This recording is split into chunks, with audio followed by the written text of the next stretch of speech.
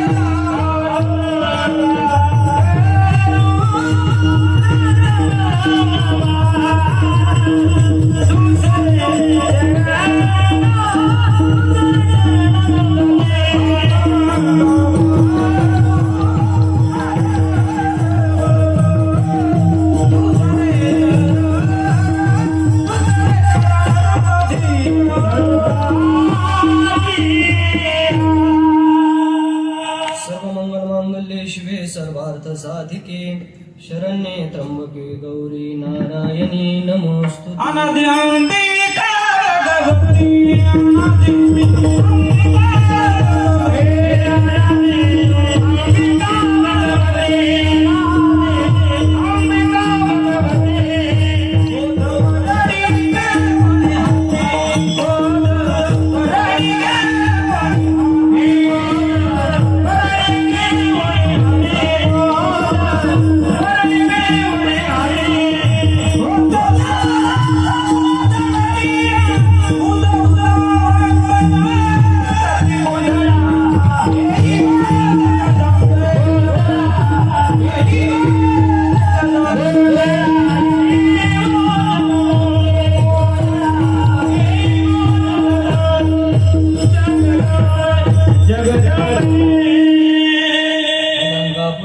सिंहासनस्थं पदाम्बुज तेजस्फुरद्धि प्रदेशं विभिन्नानि देवयसनास्तुयमानं समाधिस्थमूर्तिं भजे ज्ञानदेवम् आता कृपा भांडवल सोडी भरी मती माझी पोतडी करी ज्ञानपद्य जोडी थोरा माते उपजोनिया पुढती येऊ काला खाऊ दही भात वैकुंठी तो ऐसे नाही कवळ काही काल्याचे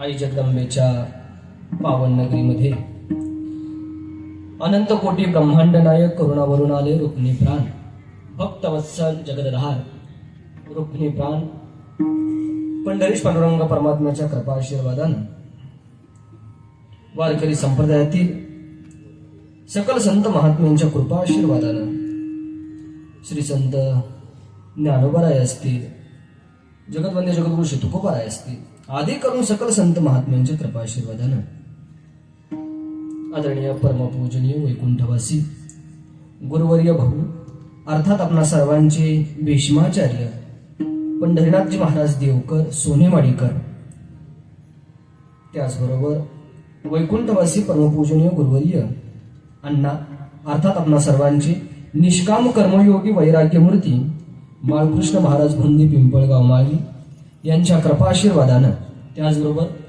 वैकुंठवासी गुरुवर्य परमपूजनीय आदरणीय सुभाषजी महाराज सूर्यवंशी यांच्या प्रेरणेनं चालू झालेला अखंड हरिनाम सप्ताह, या सप्ताहाचं यावर्षीचं रौप्य महोत्सव, या रौप्य महोत्सवाचं आजच्या सांगतेचं कीर्तन म्हणजे काल्याचं कीर्तन आपल्या सर्वांच्या कृपाआशीर्वादाने माझ्या वाट्याला आलं. आपल्या सर्वांच्या चरणारविंदी दंडवत घालतो. सप्ताहाला यावर्षी 25 वर्ष पूर्ण होतात, म्हणजे सप्ताहाचं यावर्षी रौप्य महोत्सव आहे. या जागेवरती आदरणीय परमपूजनीय श्री गुरु परमपूजनीय आदरणीय अद्वैत वेदांत भास्कर परमपूजनीय श्री गुरुवर्य शास्त्री महाराजांनी 14 वर्ष कीर्तन केली. त्यानंतर आदरणीय परमपूजनीय श्री गुरु सुभाषजी महाराज सूर्यवंशी यांनी 6 वर्ष काल्याची कीर्तन केली. त्याचबरोबर आदरणीय परमपूजनीय महाराजांचे छोटे बंधू श्री हरिभक्ती पारायण महावीर महाराज सूर्यवंशी यांनी 3 वर्ष कीर्तन केलं. आणि या वर्षी मी करतो. श्री गुरु महाराजांनी शेवटचा अभंग या जागेवरती घेतला होता. कोणी एके भुलली नारी विकिता गोरस घ्या म्हणे हरी, या शेवटच्या अभंगावरती आदरणीय परमपूजनीय श्री गुरु सुभाष महाराजांनी या जागेवरती कीर्तन केलं. देव जाणे काय माहित नाही, पण आदरणीय चन्ने काकांनी मला फोन करून सांगितलं, अवधूत ते कीर्तन मी रेकॉर्ड केलं होतं.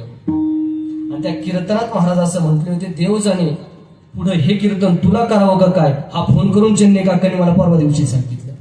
आदरणीय चन्ने काका नर्मदा परिक्रमा करत असताना ते म्हटले, अवधूत येणं तर काय होत नाही माझ्याच्याने, पण काही करून मी काल्याच्या कीर्तनापर्यंत या जागेवरती येईल म्हणजे येईल. आदरणीय महाराजांनी ज्यावेळेस सप्ताह चालू केला त्यावेळेस सप्ताह करता भरपूर जण होते. जवळपास 20-22 जणांची एक मोठी टीम या जागेवर उभा राहिली आणि सर्वजण या सप्ताह करता पळाली. महिना दिवस रात्र केलं. या सप्ताह करता न जेवता कोणत्याही गोष्टीचा विचार न करता ही मंडळी रात्रंदिवस पळाली. चुकून एखाद्याचं नाव राहील, मला पटकन नाव सांगा जर राहील एखाद्याचं. त्यामध्ये आदरणीय परमपूजनीय आमचे महाराजांचा ज्यांना उजवा हात म्हटलं जायचं ते आदरणीय परमपूजनीय श्री हरिभक्ती पारायण मारुती महाराज चन्ने महाराज काल दुपारी नर्मदा परिक्रमा 4,500 किलोमीटरची नर्मदा परिक्रमा पूर्ण करून आज सकाळी कीर्तनाकरता उपस्थित आहेत. एकदा जोरदार टाळ्या वाजवून महाराजांचं स्वागत आहे.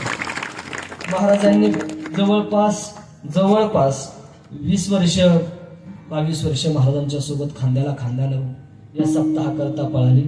त्याचबरोबर दुसरं होते ते म्हणजे आमचे आदरणीय परमपूजनीय दादा भीमा महाराज सातपुते असतील. आदरणीय परमपूजनीय हरिभक्ती पारायण आमचे भागवत महाराज सातपुते असतील. हरिभक्ती पारायण भागीनाथ महाराज कोतकर असतील. हरिभक्ती पारायण जाधव काका असतील. पाटसकर महाराज असतील. आणखी कोण राहिलं? झाले का? बरोबर झाले का? लिपाने काका असतील. ही सगळी मंडळी या सप्ताह करता पळाली. चुकून एखाद्याचा नाम उल्लेख राहील. हा भव्य दिवस सप्ताह व्हावा याच्याकरता सगळेजण जीवाचं रान करून या ठिकाणी पळाली. आणि महाराजांनी विचार केला की सप्ताह भव्य दिव्य तिकडे न्यायचा. मग एका माणसानं सुभाष महाराजांना प्रश्न विचारला, महाराज तुम्ही तर इतकं धर्माबद्दल बोलता, इतक्या मोठ्यानं कीर्तनात सांगता की धर्म जपला पाहिजे, आणि तुम्हीच 20 वर्षाच्या निमित्तानं इंग्रजाच्या नवीन वर्षाप्रमाणे सप्ताह सुरू केला, असं का बरं? असं महाराजांना एक दिवस एकानं प्रश्न विचारला. महाराज म्हणले, आजच्या जगाचा जर विचार केला तर आजकालची लोक बोलतात कसं? बोला पटकन. बोलतात कसं? इंग्रजी. पाहतात कसं? इंग्रजी. आणि घेतात कशी? मग या अनुषंगाने महाराज म्हणजे थोडाफार विचार केला मी पण तसा काही महाराजांचा उद्देश नव्हता. बरोबर 8 दिवसाची नाताळची सुट्टी सगळ्यांना राहायची. सगळ्या मुलांना पारायण घडावं आणि एक नवी पिढी भक्कम उभी राहावी याकरता महाराजांनी नाताळच्या सुट्टीत हा सप्ताह चालवला. आणि तसं झालं. भरपूर मुलं परमार्थाला लागली, जे ते आपापल्या पद्धतीने मोठ्या जागेवरतीही गेली आणि काही उच्च पदावर गेली, काही नोकरी करू लागली. या अनुषंगाने महाराजांनी हा उभा केलेला अखंड हरिनाम सप्ताह. आणि हा सप्ताह चालवायचा तर आदरणीय परमपूजनीय गोवर्धन भाऊंचा मला फोन आला की यावर्षी अवधूत काल्याचं कीर्तन तुला करायचंय आणि तुझं कीर्तन लिहिलंय. म्हणलं ठीक आहे, लिहिलंय आता. पण म्हटलं आता माझं काल्याचं कीर्तन करायचं म्हटल्यावर जरा विचारच करावा. पण तुकाराम महाराज म्हटले, माझा खरंच अधिकार नाही, पण तुकाराम महाराज म्हणे, तुका म्हणे मज न घडता सेवा पूर्व पुण्य ठेवा उडवला विठाला विठाला विठाला विठाला विठाला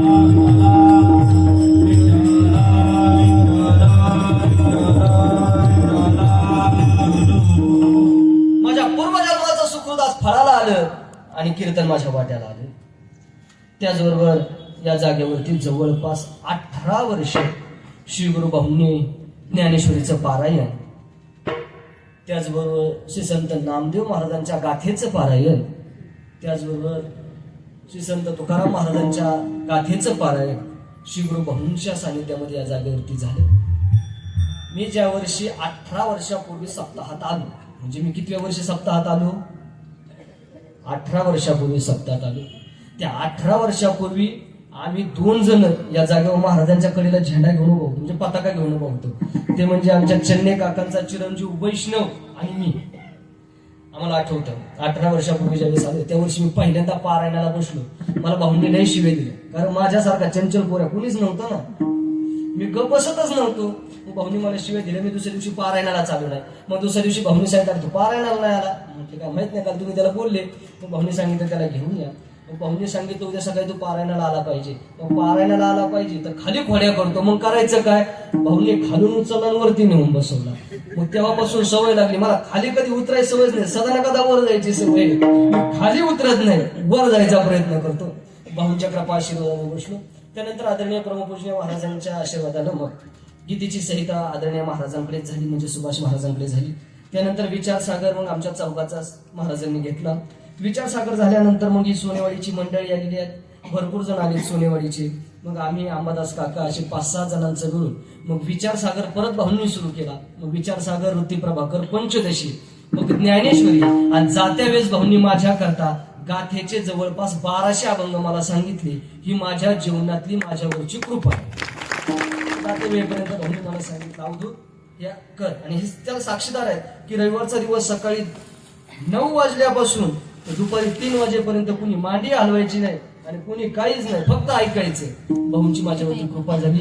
आणि एक भाडं बोबडं ज्याला अक्कल नाही, परंपरा नाही, काहीच नाही, आज तुमच्या समोर कीर्तन करू लागलो. विठाला विठाला विठाला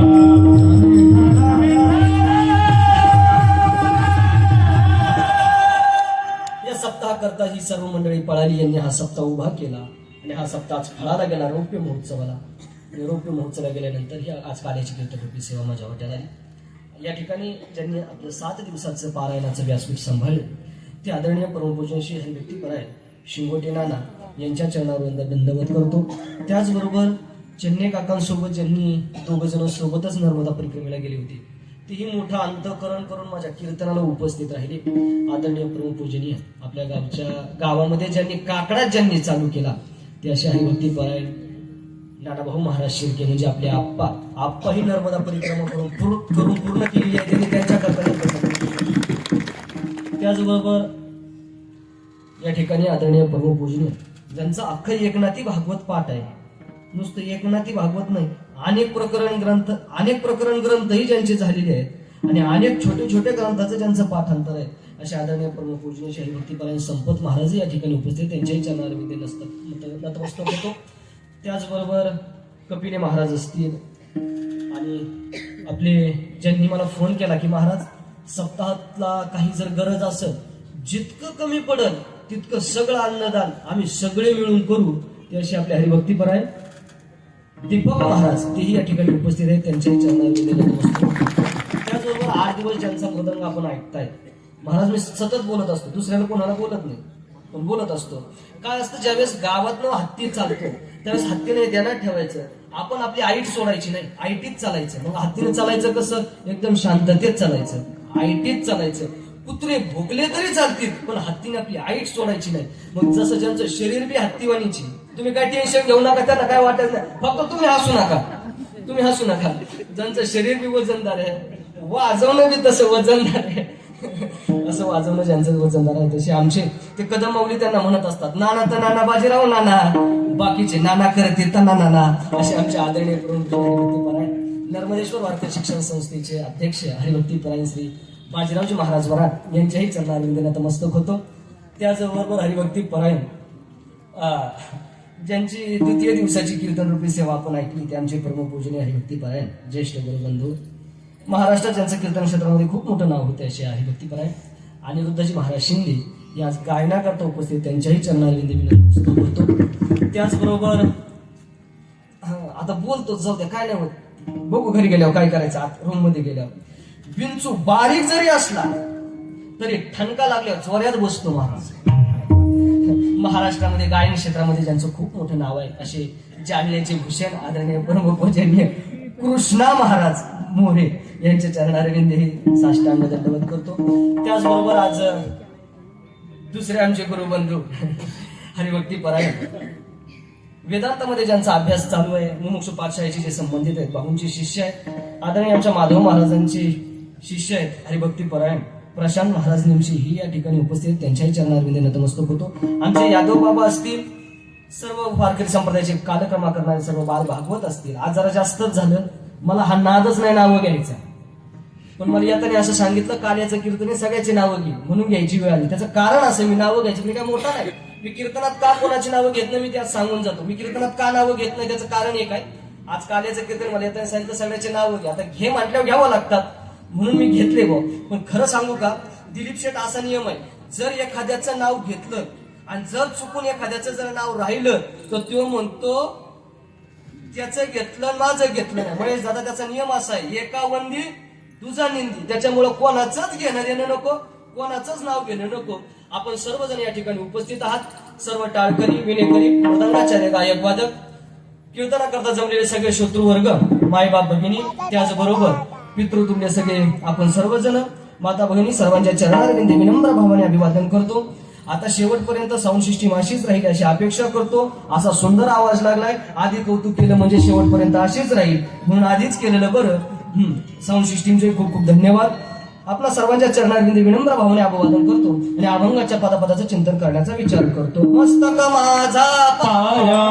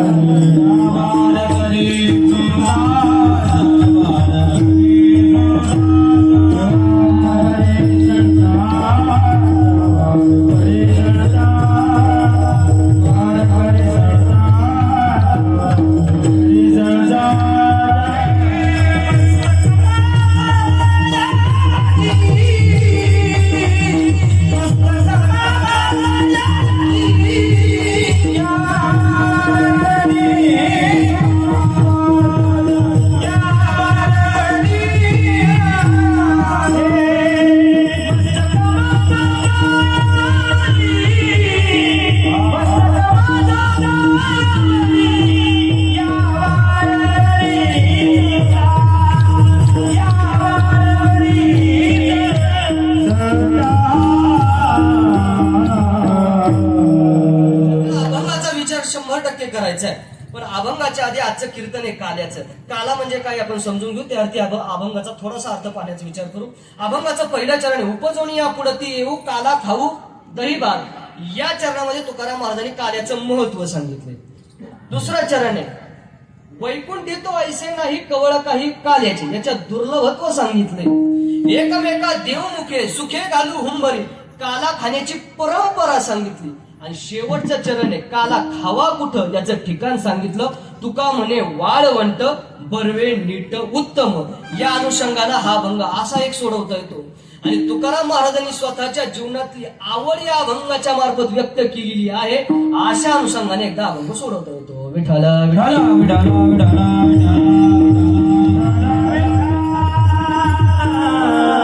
काला काला म्हणजे काय? काला या शब्दाचे अनेक अर्थ होतात, अनेक अर्थ होतात, जो तो आपल्या आपल्या बुद्धीने अर्थ काढण्याचा प्रयत्न करतो. पण काल्याचे काही तात्विक अर्थ आलेले. काल्याचा अर्थ सांगत असताना असं सांगितलं, वारकरी संप्रदायामध्ये काला खूप महत्वाचा आहे. का महत्वाचा आहे? इतर संप्रदायाचा जर विचार केला तर इतर संप्रदायामध्ये काला नाही, बरोबर. इतर संप्रदायाने काल्याची परंपरा जपली नाही. त्याचं कारण सांगत असताना श्री गुरु भाऊ सांगायचे, काला दुसऱ्या संप्रदायात नाही. त्याचं एकमेव कारण आहे, दुसऱ्या संप्रदायाला काल्याची चव कळाली नाही म्हणून दुसऱ्या संप्रदायात काला नाही.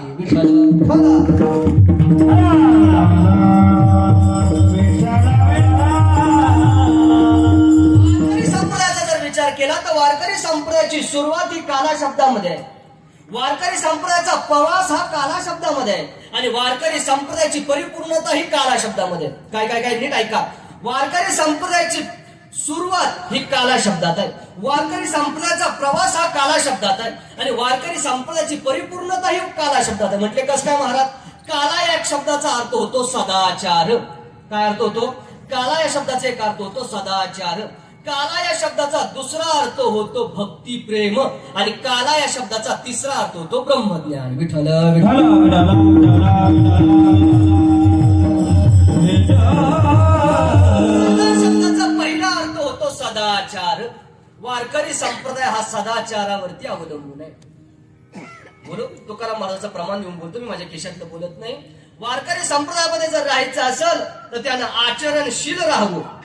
श्री गुरु आदरणीय परमपूजने आमच्या पिंपळगावचे अण्णा एक नेहमी कीर्तनात सांगायचे, पहा तुम्हाला कमी पाठांतर झालं तरी चालेल, एखादा ग्रंथ कमी शिकले तरी चालेल, पण आचरणाला धक्का लागू देऊ नका. त्यांचं एक वाक्य हमेशा राहायचं, कलम काजल से काला होता है. विठ्ठल विठ्ठल.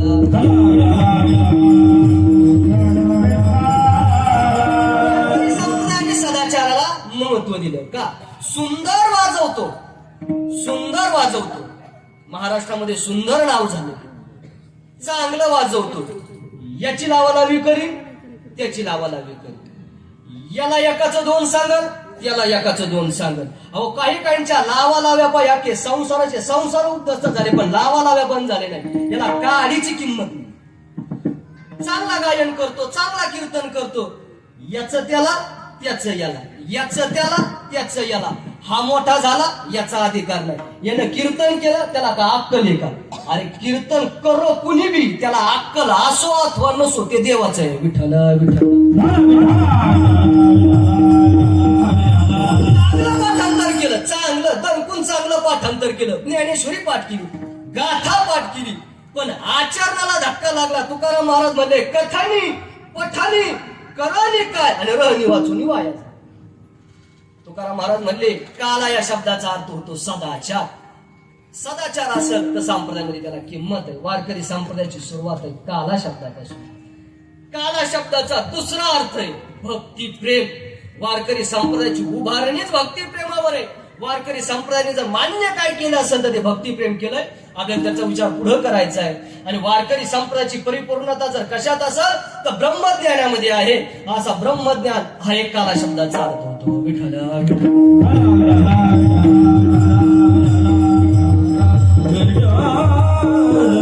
महाराज काला हे एक पद आहे.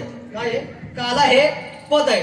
या काला पदामध्ये ककार आणि लकार या दोन गोष्टीचा संयोग झाल्यानंतर काला हा शब्द तयार झाला. बरोबर संपत महाराज? ककार आणि लकार या दोन्हीचा संयोग झाला आणि काला शब्द तयार झाला. काला या शब्दाची अशी उत्पत्ती झालेली आहे. महाराज काय असतं? आता तुम्ही माझ्याकडे लक्ष द्या. काही शब्द काही अर्थ हे ध्वनिजन्य असतात. ऐका, काही अर्थ ध्वनिजन्य असतात, काही अर्थ क्रियाजन्य असतात आणि काही अर्थ पदजन्य असतात. या तीन गोष्टीचा आपल्याला विचार करायचा. ऐका, काही अर्थ हे ध्वनिजन्य असतात. तुम्ही सहज सकाळी कीर्तनाला निघला आणि कीर्तनाला निघता निघता असे गावात इकडे यायला लागला आणि येता येता गावात येता सहज तुमच्या कानावर आलं स्वस्ती श्री गणनायकं गजमुखं मोरेश्वरं सिद्धिदं. तुम्ही विचार केला इथं कोणतरी, मग इथं काय होतंय? कोणाचं तरी लग्न लागतं. काय पडलं तुमच्या कानावर? ध्वनी पडला. थोडेसे पुढे आले आणि एका गल्लीत आवाज येत होता, बरा होता ना बाई, चांगला होता ना, आतापर्यंत बोलत होता ना. आता तुम्हाला कळालं इथं कोणाचं तरी. मग इथं कोणतरी गेलंय. हे कशावर न कळालं? याला म्हणतात काही अर्थ हे ध्वनिजन्य असतात, काही अर्थ क्रियाजन्य असतात. म्हटले कसे? आपण सर्व शेतकरी वर्गातले जर थोड्या आपण एखाद्या शेतात उभे आहेत आणि लांबवर एखादा व्यक्ती आहे, त्याला आवाज जाऊ शकणार नाही. मग अशा वेळेस एखाद्या व्यक्ती काय करतो? लांबून त्याला हात करतो. कसा? बोलवण्याकरता. तो बोललाय का? नाही. त्याला आवाज गेलाय का? नाही. मग त्याने फक्त काय केलं? क्रिया केली. याला म्हणतात क्रियाजन्य. आणि काही अर्थ असतात पदजन्य. पदजन्य म्हणजे काला हे एक पद आहे.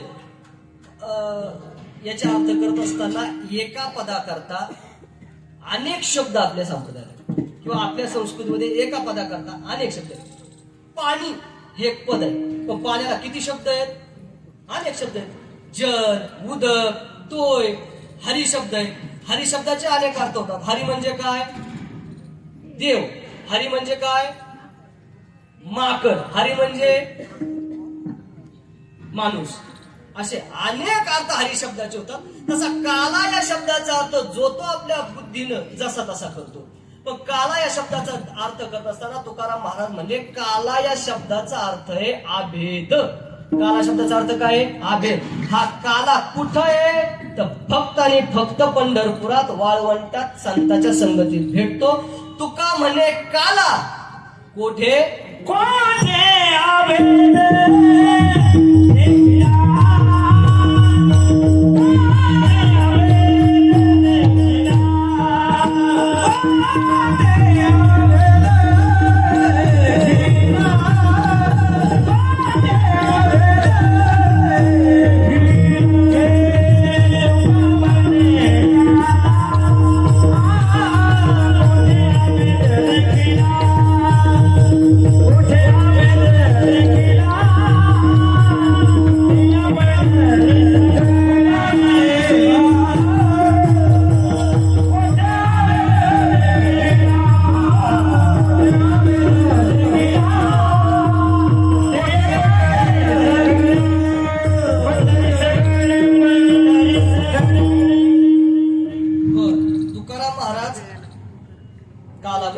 आभेद म्हणजे काय?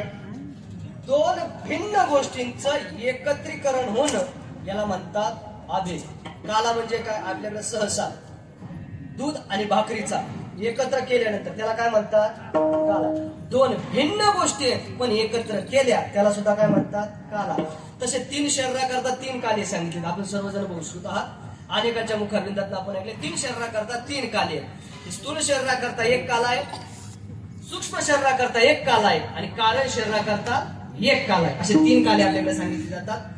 दही भाताचा जो काला आहे तो स्थूल शरीराकरता आहे. हरिनामाचा खिचडी काला आहे तो सूक्ष्म शरीराकरता आहे. आणि जीव ब्रह्म ऐक्य ज्ञानाचा जो काला आहे तो कारण देहा करता आहे.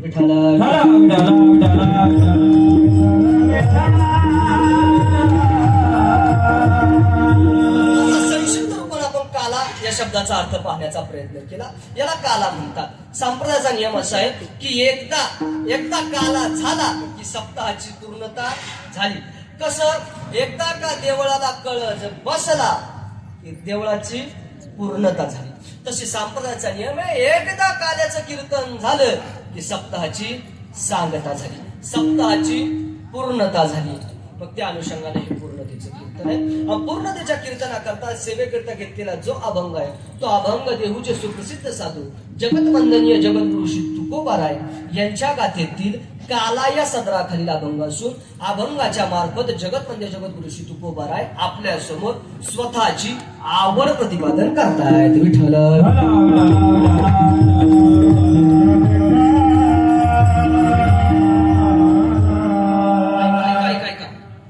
या मृत्यू लोकाचा जर विचार केला तर या मृत्यू लोकामध्ये 3 प्रकार पडतात. कोणते 3 प्रकार पडतात? पहिला वर्ग आहे त्याला म्हणतात जीव, दुसरा वर्ग आहे त्याला म्हणतात देव, तिसरा वर्ग आहे त्याला म्हणतात संत. या तिघांचा आपल्याला विचार करायचा आहे का? पहिला वर्ग आहे त्याला म्हणतात जीव. जीवाचीही आवड आहे, देवाचीही आवड आहे आणि संताचीही आवड आहे. आपल्याला पहिल्या आवडीचा विचार करायचा आहे, जीवाची आवड. श्री गुरु वैकुंठवासी परमपूजनीय आदरणीय सुभाष महाराज दृष्टांत द्यायचे. तोच दृष्टांत मी आपल्या समोर सांगणार. दृष्टांता करता इकडून कीर्तन वळवून ऐका. श्री गुरु महाराज दृष्टांत द्यायचे. केडगावचं पोरग शिकले. काय झालं? केडगावचं पोरग शिकलं. त्या पोराला 3 जण भाऊ होते. जसा मोठा भाऊ शिकला तसं 3ही भाऊ शिकले आणि शिकले, चांगल्या नोकरीला लागले. मग नोकरीला लागल्यानंतर तिघांनी केडगाव सोडलं. केडगाववरून ते बोला केडगाववरून ते मुंबईला गेले. पुढं का जायला मला कुठून खिशातून घालायचे. गेले ते कुठे गेले? मुंबईला गेले. मुंबईला गेल्यानंतर तिकडे 4 जण राहू लागले. राहिल्यानंतर एक दिवस त्यांना गावाकडनं फोन आला, अहो तुमचे आबा दारात पडले. आणि पडल्यानंतर आबा बोले नाहीत, काही एक रिस्पॉन्स अजिबात द्या ना, तुम्ही गावाकडे या. मग ते चौघच्या चौघ मुंबईवरून कुठं आले, गावाकडे आले. आणि गावाकडे आल्यानंतर त्यांनी पाहिलं, दरवाजाच्या आत पाहतात तर उंबऱ्याच्या जवळच आबा पडलेले होते. आणि उंबऱ्याच्या जवळ आबा पडलेली होती. आणि आबा बोलत नव्हते. आबा काही रिस्पॉन्स देत नव्हते. जशी चारी पोरं पाहिली, आबामध्ये थोडीशी एनर्जी आली. आणि एनर्जी आल्यानंतर आबाने स्वतःचे दोन्ही हात असे वरती केले. आणि वरती केल्यानंतर आबाने असं केलं. कसं केलं? हे असं केलं. असं केलं. आबाने असं केल्यानंतर मोठं पोरग म्हटलं, आबा कशाला तरी घाबरले. आणि ज्याला घाबरले ते नेमकं दरवाजातून आत आले. तशी मोठी सून म्हणली, या म्हाताऱ्याजवळ मी 4-5 वर्ष राहिले, ह्यो कशाला काय घाबरायचं नाही. यानं म्हसन वाट्यातले नारळ उचलून आणून खाली, ह्यो कशाला घाबरतोय. आपला म्हातारा खूप चिंगूस होता, खूप चिकट होता. त्यानं एवढं करून एवढं सोनं कमावलं. एवढं. तुम्ही सगळे माझ्याकडे बघा, तुम्ही माझ्याकडे बघा म्हणून मी पावडर लावून आलो. पुढं बघा म्हणजे तुम्हाला कळलं. ऐका,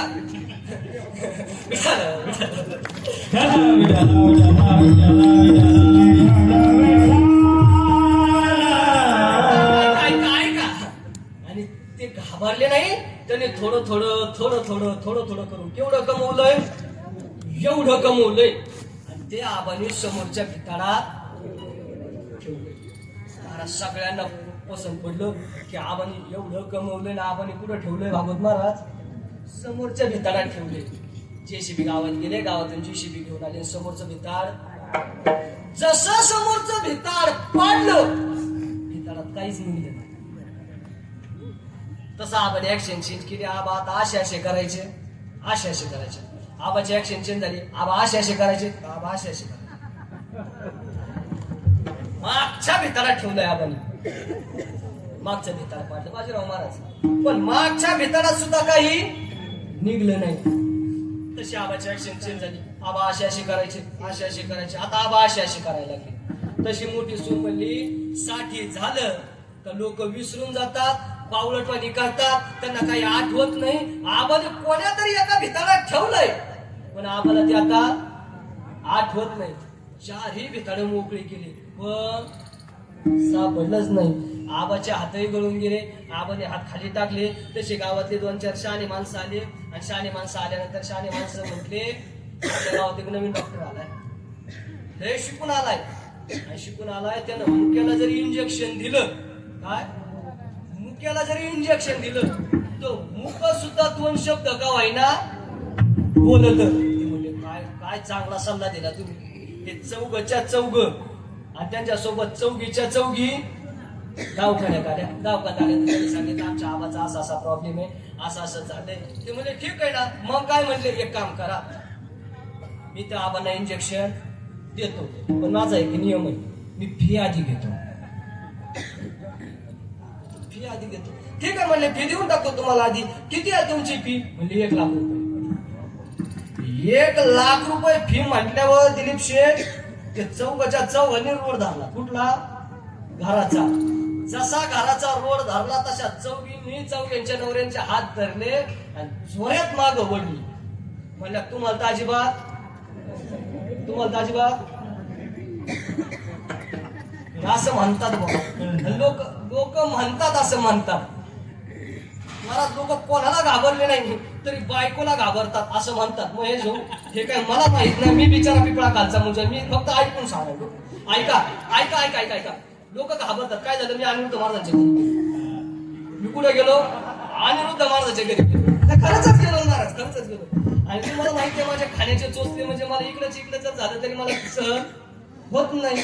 आणि मी अनिरुद्ध महाराजांच्या घरी जेवायला बसलो. आणि जेवायला बसल्यानंतर अनिरुद्ध महाराजांच्या आईने आम्हाला वरण वाढलं. काय वाढलं? वरण वाढलं. आता ते वरण थोडस पातळ झालं. आम्ही अनिरुद्ध महाराजांच्या आईला ताई म्हणतो आणि अनिरुद्ध महाराज ही ताईच म्हणतात. पण काय झालं, जेवता अनिरुद्ध महाराजाला कळलं वरण पातळ झालं. महाराज काय नीट जेवणार नाही, म्हणून महाराजांनी नीट जेवा म्हणून अनिरुद्ध महाराजांनी पट्टा चालू केला. कोणावरती? आईवरती. अनिरुद्ध महाराज ताईला म्हणले, ताई याला का स्वयंपाक म्हणतात का? याला का काही धोरण आहे का? हे वरण खाता का त्याला मरण येईन ना? ताईने मला सगळं ऐकून घेतलं. ताईने सगळं ऐकून घेतलं आणि ताई सगळं ऐकून झाल्यावर म्हटली, बापू वरण आज मी नाही केलं, आपल्या मंडळीने केलं. तसा बापूने रिस्पॉन्स चेंज केला, पातळ नितळे पण चौदारी.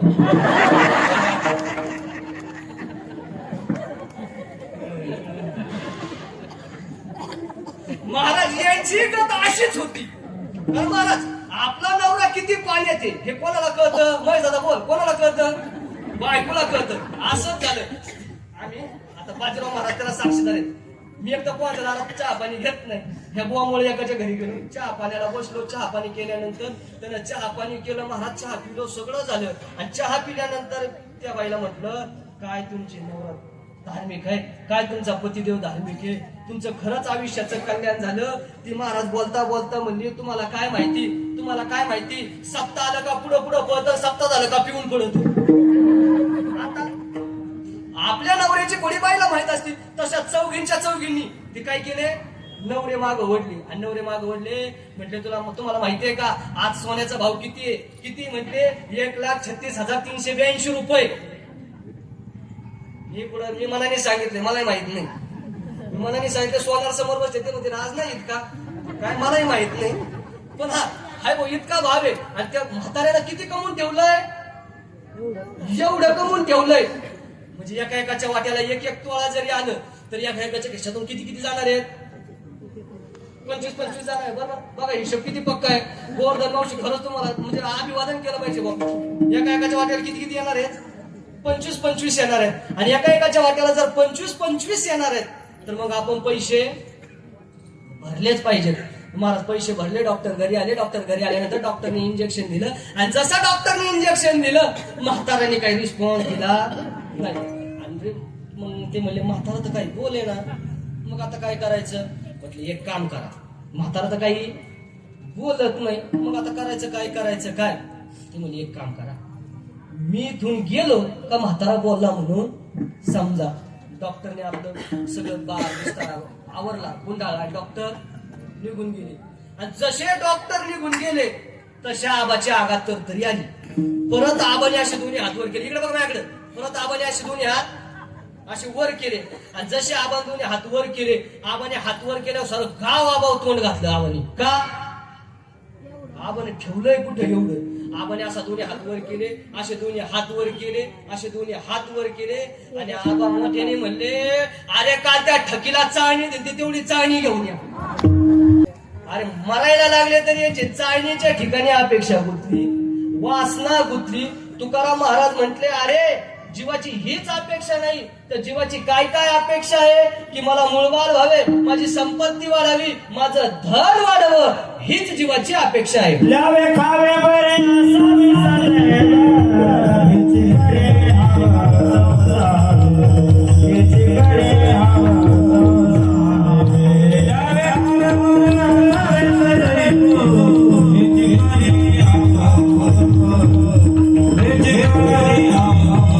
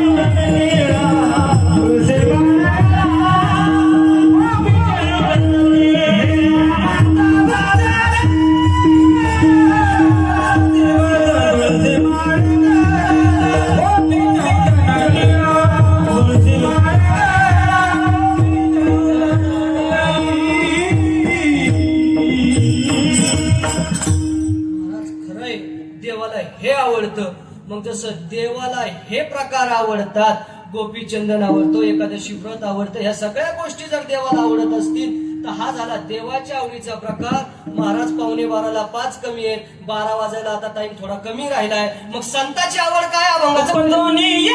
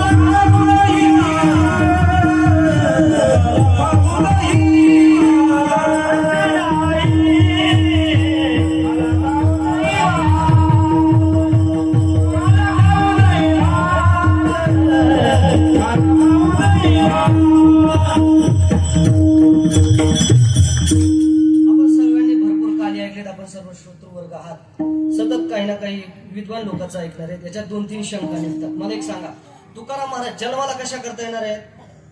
काला खाण्याकरता. मला एक सांगा, काला कधी झाला? कुठं झाला? यमुनेच्या वाळवंटात. तो झाला कधी? 5000 वर्षापूर्वी, द्वापार युगात. युग बदललं, 5000 वर्ष पूर्ण झाले, त्यावेळेस काळा झाला. आणि महाराज तो काला तुम्हाला आज खायची.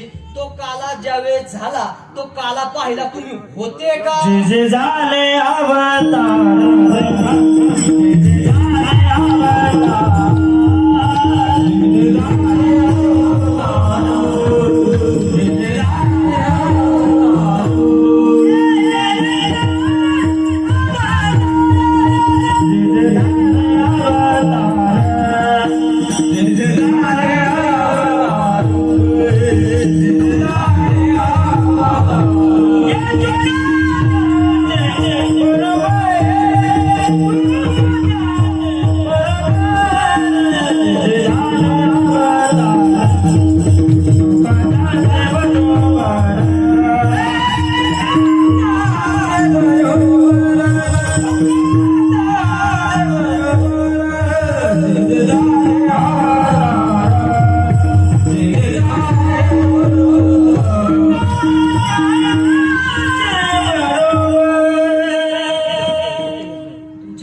सरकार उभं केले. सरकार पाडण्याचा प्रयत्न करू नका बुवा. विठ्ठल विठ्ठल.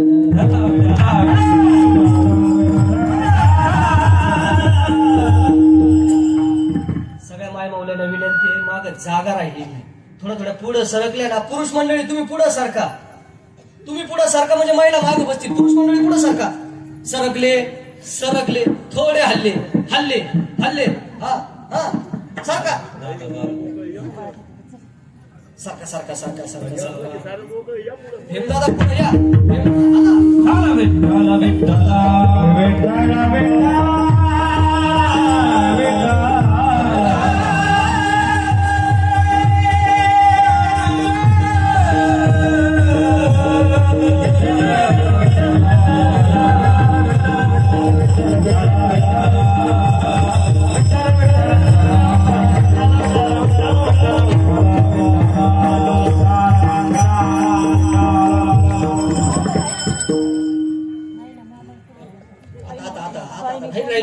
राहिली आजी माग, जाऊ द्या जाऊ द्या.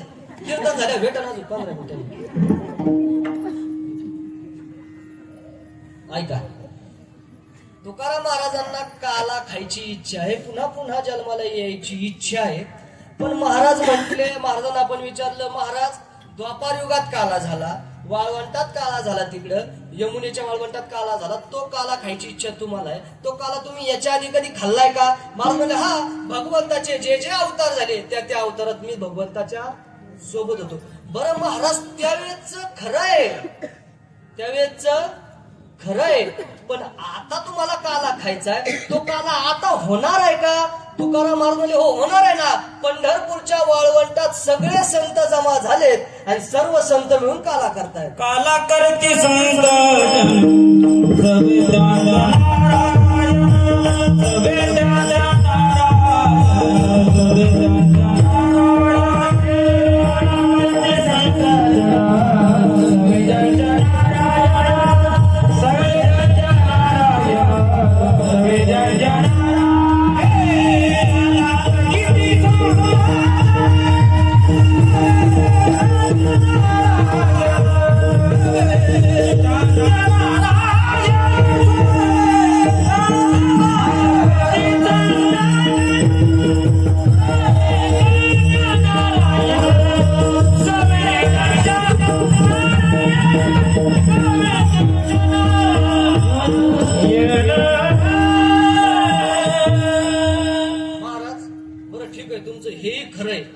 की आता सुद्धा संतजन सगळे मिळून पंढरपूरच्या वाळवंटात, अलंकापुरीच्या वाळवंटात, सगळ्या वाळवंटात संत मिळून काला करतात. हे तुमचं मत खरंय, पण तुम्ही म्हणतात हा काला खाण्याकरता मी काय होईल, जन्माला येईन. आणि तुम्हीच सगळ्या साधू संतांनी मिळून सांगितलं, अरे या जन्माचं किती दुःख आहे. एक काय सारू गरमीची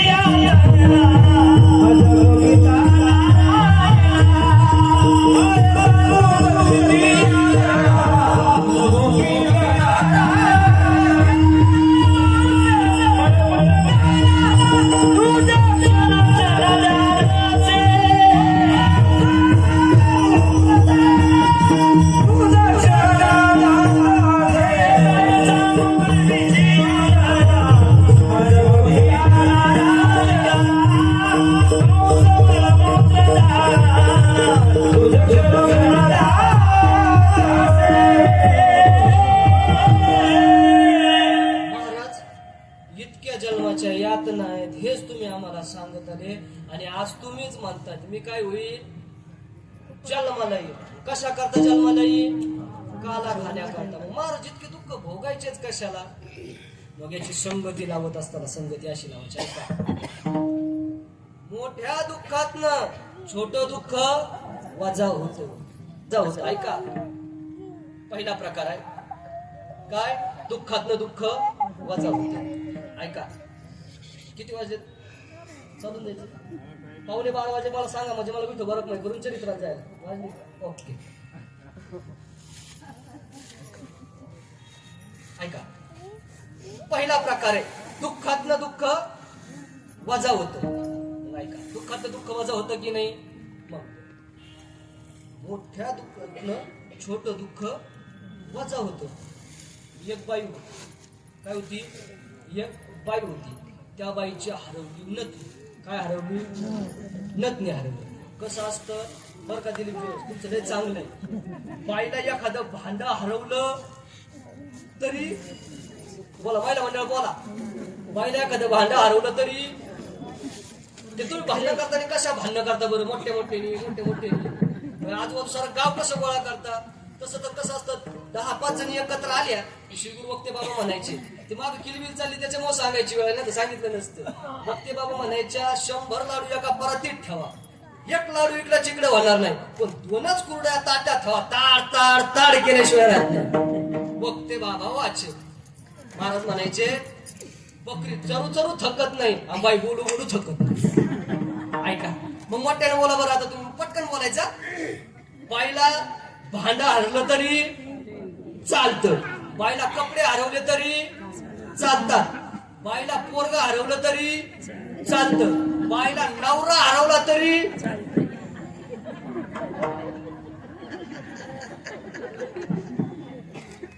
पण बाईला सोन्याचा दागिना हरवला आवडत. त्या बाईचा सोन्याचा दागिना हरवला महाराज. तुम्ही सगळ्या घरात धन धन धन धन धन धन केली. सर घर डोक्यावर घेतलं तिनं. सर घर डोक्यावर घेतल्यानंतर थोडा वेळ झाले तिला म्हणलं अगं कुठं एखाद्या पोत्याच्या आड कुठं एखाद्या देवळी चुकून पडला असेल बघ. ती चुकून गेली आणि एका देवळीत तिनं हात घातला. जसा देवळीत हात घातला तसा विंचवाने ढसका मार. ती विंचू लागला तिला चढायला. तिला आधीच काय झालेलं आहे कसलं नथनी हरवल्याचं हे दुःख आहे तिचं छोट. आता तिला चावला विंचू. ती आता निष्ठी करायला लागली काय विंचू विंचू विंचू. नथनी कधी कुठं गेली हे जसं तिला कळलं नाही. मोठ्या दुःखातनं छोट दुःख वजा होतं. बाकीचे प्रकार आता सांगायला माझ्याकडे वेळ नाही. असे 4 दुःखाचे प्रकार सांगितले. तुकाराम महाराज म्हटले अरे जन्माचं दुःख आहे 100%. पण जन्माचं दुःख हे कसं आहे अगदी छोट आहे. म्हणजे कसं दुःख आहे छोट. पण काला खाण्याचं सुख अति मोठं आहे खूप मोठं आहे. म्हणून आम्ही जन्माला येऊ उपजोनिया पुढत येऊ काला खाऊ दही बाबा. आता माझी दुसरी शंका आहे काय की महाराज तुम्ही काला खाण्याकरता काय येणार जन्माला येणार. आता ठरलं तुमचं. आता तुम्हाला कशा करता यायचंय काला खाण्याकरता जन्माला यायचं. तुम्ही काला खाण्याकरता जन्मालाही आलात. बरं तुम्ही आलात कुठून. तुकाराम महाराज आलेत कुठून. तुकाराम महाराज आलेत कुठून वैकुंठातून. सकल संत महात्मे आले कुठून वैकुंठातून. मग तुम्ही वैकुंठातून आले. मग काला खाण्याकरता तुम्ही म्हणतात मी मृत्यू लोकातील. हा काला खाण्याकरता तुम्ही तुमचं वैकुंठातच खायचं ना. मग खाली कशाला येतात. तुकाराम महाराज म्हणजे अरे हे तुला जसं कळतं तसं मला कळत नाही का. तुकाराम महाराज म्हणजे अरे त्या वैकुंठात हा काला नाही म्हणून मृत्यू लोक वैकुंठी तो ऐसे नाही वैकुंठी तो ऐसे नाही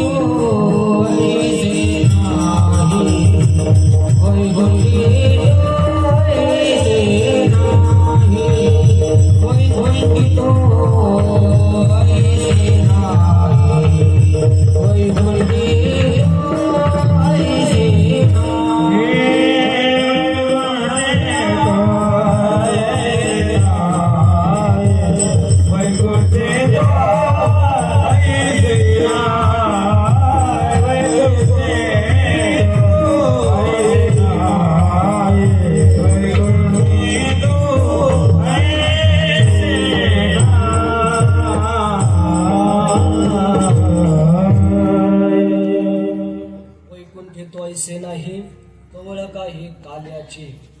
महाराज ठीक आहे बरोबर आहे. आम्हाला चरित्र ऐकायचं कारण काल्याचं कीर्तन म्हणजे सगळ्यांकरता कीर्तन आहे महाराज. काल्याचं कीर्तन सगळ्या करताय. 11:15 वाजले मी बरोबर 12ला कीर्तन सोडणार आहे हे मी ठरवले. पक्का निश्चय केलेला आहे. 11:15 वाजले. काल्याचं कीर्तन म्हणजे अनिरुद्ध महाराज सगळ्यांकरता कीर्तन. कोणा करता. काल्याचं कीर्तन म्हणजे सत्वगुणी लोकांनाही आवडतं. काल्याचं कीर्तन रजगुणी लोकांनाही आवडतं. आणि काल्याचं कीर्तन तमगुणी लोकांनाही आवडतं. कस काय चन्ने महाराज सांगून सांगा आधी असं बोलू नका मोठं ऐका. काल्याचं कीर्तन सत्वगुणी लोकांना आवडतं का कारण त्यांना माहिती आहे आज ब्रह्मज्ञानाच्या 2-3 गोष्टी ऐकायला भेटणार. ज्ञानाच्या 2-3 गोष्टी ऐकायला भेटणार. भगवान परमात्म्याचा चरित्र ऐकायला भेटणार. म्हणून सत्वगुणी लोक खुश असतात का काल्याच्या कीर्तनात. दुसरे सॉरी माझ्याकडून चुकलं का? काल्याचे कीर्तनात सत्वगुणी लोक खुश असतात कारण त्यांना माहिती मला ब्रह्मज्ञानाचा आज प्रसाद भेटणार आहे म्हणून सत्वगुणी लोक आज खुश असतात. तसे तमगुणी रजगुणी लोकही खुश असतात का म्हटले आज भगवंताचे गुणचरित्र मला ऐकायला भेटणार म्हणून रजगुणी लोकही खुश असतात आणि तमगुणी लोकही आज खुश असतात. 8 दिवस झाली एकदाची कटकट एकदाची बंद होणार म्हणून तमगुणी खुश. हे त्याच्यामुळे तमगुणी खुश. ऐका तुकाराम महाराज आम्हाला कळलं की तुम्ही वैकुंठातून येणार आहे आणि वैकुंठातून कशा करता येणार आहे? काल्याचा प्रसाद खाण्याकरता येणार आहे. बरं तुम्ही काल्याचा प्रसाद खाण्याकरता वैकुंठातून इथं येणार आहेत. आले तुम्ही वैकुंठातून. बरं वैकुंठातून काय येणार आहेत? तर म्हटले वैकुंठात हा काल्याचा प्रसाद नाही म्हणून तुम्ही वैकुंठातून येणार आहे. आम्हाला कळालं काला इतका दुर्लभ आहे. तो काला जर इतका दुर्लभ आहे तर ते काला दुर्लभ असताना जर साध्या साध्या माणसाच्या घरच्या परंपरा असतात तर काला खाण्याची काही पद्धती आहे का? महाराज अभंगाच्या 3ऱ्या चरणात सांगतात.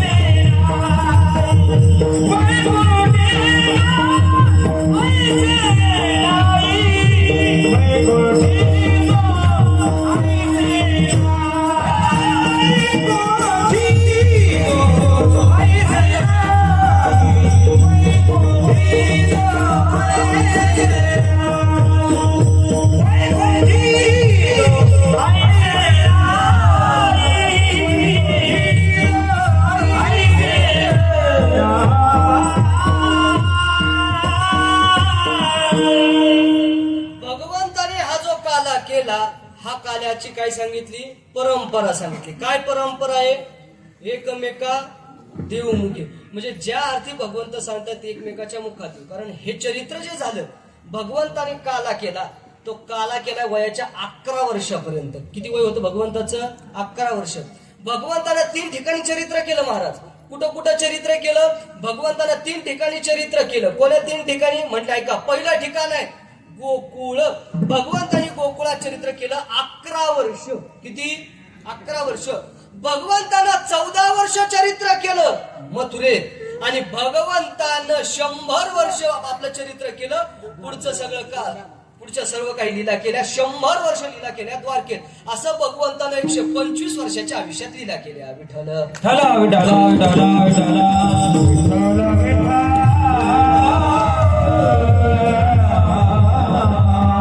महाराज ठीक आहे. तुम्ही तर फक्त एकमेकात देऊ मुखे म्हटले. त्याच्या पुढचं एक सांगू का? फक्त एकमेकाच्या मुखातला घास एक मुखात नाही दिला. एका गवळ्याच्या घरी श्री गुरु महाराज दृष्टांत द्यायचे. पहा, एका गवळ्याच्या घरी पित्रपाठाचं जेवण होतं. पित्रपाठाचं जेवण होतं तर त्याच्या घरी इतकं का छान अशी कढी झाली. इतकी सुंदर कढी झाली. इतकी सुंदर कढी झाली. त्याने ती ताटात घेतली. ताटात घेतल्याबरोबर त्याने काय केली? तोंडात घेतली. आणि तोंडात घेतल्यानंतर पहिला फुरका जसा त्यानं मारला महाराज. इतकी सुंदर कढी झाली होती. इतकी सुंदर कढी झाली होती. तो म्हटला अरे ही कढी मी एकट्यानं खायची आणि माझ्या कानाला ही कढी भेटणार नाही. असं कसं होईल? मी माझ्या कानाला ही कडी देणार म्हणजे देणारच. मग आता जर कानाला कडी द्यायची तर आई काय बाहेर जाऊ देणार नाही. असं भांड्यात कडी बाहेर न्यायची मग तर कदापि नाही. मग त्याने काय केलं, कढीची वाटी घेतली आणि कढीची वाटी घेतली आणि तोंडात जवळ नेली, पूर्ण अशी कढी पिली असा मोठा तोंडात भरली ती कढी आणि तोंडात भरल्याबरोबर ते पळू लागला. आई अरे थांब, अरे थांब थांब. त्याने थांब नाही, काहीच नाही. जसा त्याने नंदबाबाचा वाडा गाठला, काना नंदबाबाच्या मांडीवर बसलेला होता आणि नंदबाबाच्या मांडीवर बसलेला काना त्यानं पाहिला. जर तो बोलला तर तोंडातलं सगळं बाहेर येणार. त्याने कानाला केलं, काना खाली उतर, काना खाली उतर. कानाला कळलं पेंद्याला काहीतरी द्यायचंय बा. पेंद्या इतकं भरून आला तसा काना खाली उतरला आणि काना खाली उतरल्यानंतर कानानं ते पेंद्यानं कानाला सांगितलं, कानाला कळलं याने काहीतरी तोंडात आणलं. तसं कानानं महाराज तोंड उघडं केलं. जसं तोंड कानानं उघडं केलं, पेंद्याने स्वतःच्या तोंडातलं सगळीकडे त्याच्या तोंडात टाकली. तुकाराम महाराज म्हणतात, या भगवंताने ते गोपाळ पाहिल्यानंतर नुसतं गोपाळाचा कालाच नाही खाल्ला, त्यांचं उष्ट सुद्धा खाल्लं. काय त्यांची उष्टाडे राजा हे वैष्णवरे काय त्यांचे उष्टाडे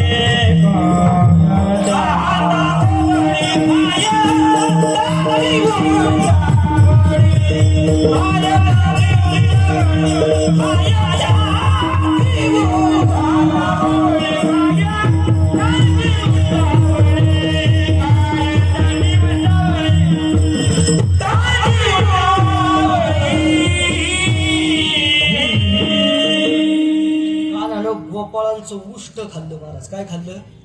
उष्ट खाल्लं.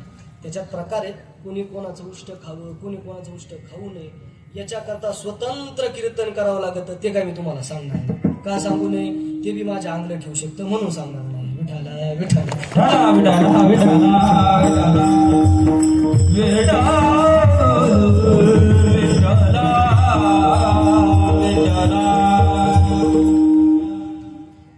पाहता गोवळी खाये त्यांची उष्टवळी. आज सरपंच साहेब घरी गेले ना, त्या वृत्ती प्रभाकरच्या खालच्या शेवटच्या याला मी एक वही लावून ठेवली. आज गेले तुम्ही भाऊंच्या घरी, त्याच्या खाली शेवटची वही लावलेली वृत्ती प्रभाकर वरती आणि त्याच्या खाली शेवटची वही आहे. त्या वहीत आहे का 1900 जवळपास 1978 साली वाळवंटात वक्ते बाबांनी कीर्तन केलं. तू म्हणतो तू आज 1900 एक आधीच लोक म्हणते जन्माला 1997 गोष्टी सांगतो 1972च्या हे भाऊंचं आहे म्हणून सांगतो. भाऊंनी तारखेसकट कीर्तन लिहिलेले आहेत, त्याच्यात तारखेसकट कीर्तन लिहिलेले आहेत. त्या काळात वक्ते बाबांचं कीर्तन झालं होतं. वक्ते बाबांनी पाहता गोवळी खाये त्यांची उष्टावळी हा अभंग पंढरपूरच्या वाळवंटात घेतला होता कार्तिकीच्या वारीनिमित्त. तर त्या कीर्तनात वक्ते बाबांनी सांगितलेलं आहे, कुणी कोणाचं उष्ट खावं, कुणी कोणाचं उष्ट खाऊ नये. मित्रानं मित्राचं उष्ट खावं, पण किती दिवस खावं किती दिवस खाऊ नये त्याच्यात शास्त्र आहे. मुलानं बापाचं उष्ट खावं, पण किती दिवस खावं किती दिवस खाऊ नये. आईने मुलाचं उष्ट खावं, पण किती दिवस खावं किती दिवस खाऊ नये. बायकोनं कधीच नवऱ्याचं उष्ट खाऊ नये. विठाला विठाला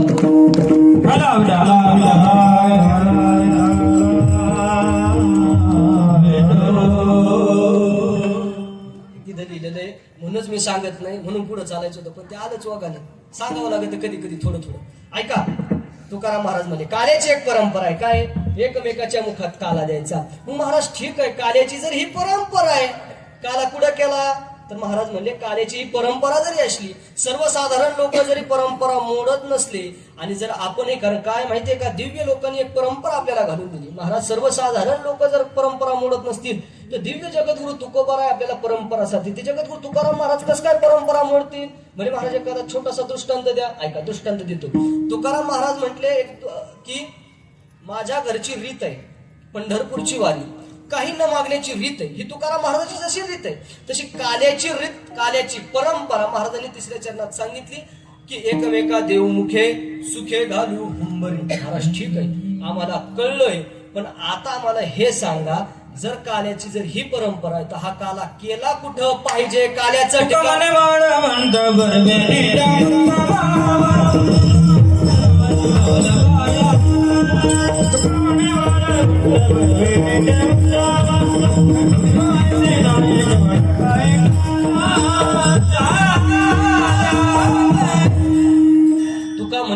वाळवंट बर्वे नीट उत्तम विठोबा रकुम हरे हरे हरे विठोबा हरे विठोबा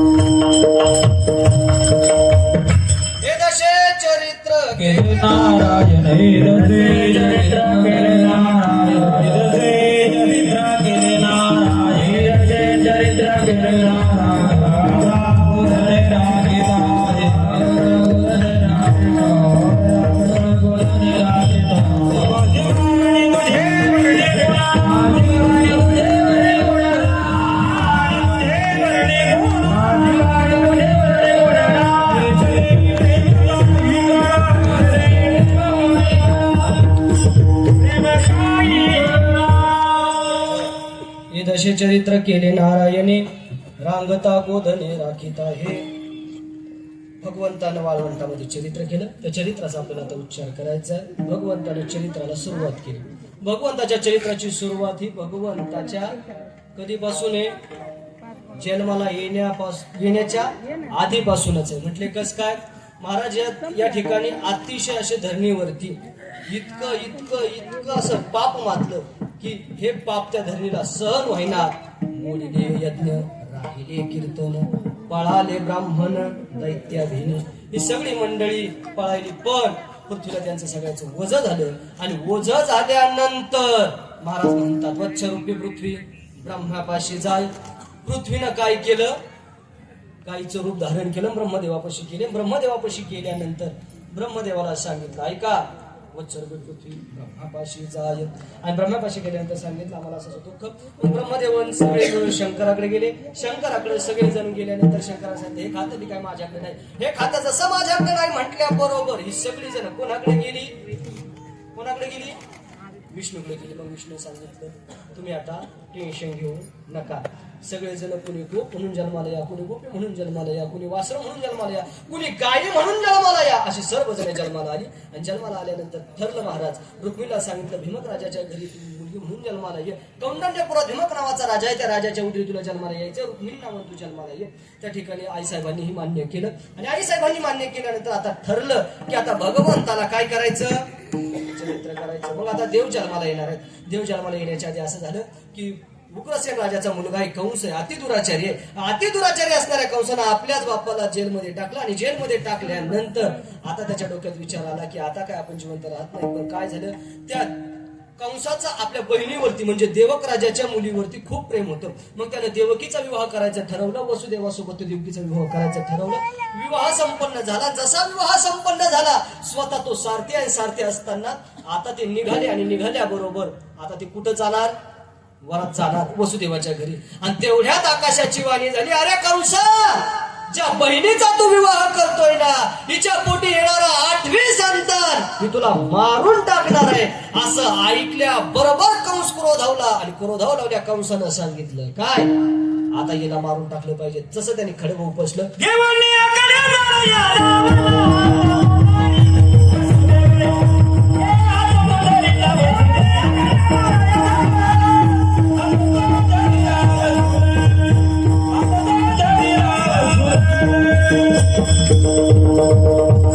वसुदेवाला सांगितलं, ऐक, एखाद्या स्त्रीची हत्या करणं हे आपल्या बुद्धीला शोभत नाही. हत्या करू नको. सांगितलं, माझ्या पोटी जितकेही मुलं जन्माला येतील ते तुला देतो. ठरल्याप्रमाणे त्याचा तरी पण विश्वास नव्हता. सत्यवचनी होता. पण तरीही त्यानं कारागृहात ठेवलं. कारागृहात ठेवल्यानंतर 6 मुलं झाली देवकीला. 6च्या 6 मारी दुराचारी. 6 मुलं देवकीचे मारले. ती कोण होते, काय होते, पूर्वजन्मीचे काय हे सांगायला का आपल्याला आता वेळ नाही. 6च्या 6 मुलं मारले आणि 6 मुलं मारल्यानंतर आता देवकीला 7वा गर्भ राहिला. आणि 7वा गर्भ राहिल्यानंतर वसुदेवाची दुसरी पत्नी आहे, तिचं नाव आहे रोहिणी. रोहिणीच्या गर्भात योगमायेने तो गर्भ उचलला. योगमायेच्या मार्फत तो गर्भ रोहिणीच्या गर्भात गेला. आणि इकडे कंस म्हटला की 7वा गर्भ तर जन्माला येण्याच्या आधीच मला घाबरला. असं कळल्यानंतर वसुदेवाने सांगितलं, ठीक आहे ठीक आहे ठीक आहे.